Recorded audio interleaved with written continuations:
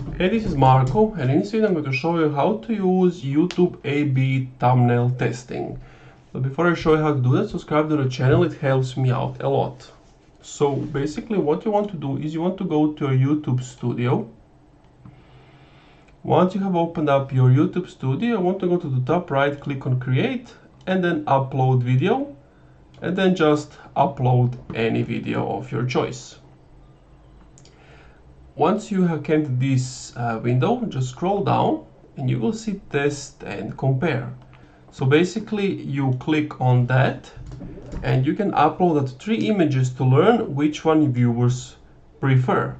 And this is how it works. So upload images you want to test, YouTube will see which one performs the best, wait for the results up to 2 weeks. To see the report, go to the video details page. Viewers will only see the winning thumbnail. YouTube automatically updates your video when the test is done. And of course, it's always up to you. You can keep the winning title or choose a different one.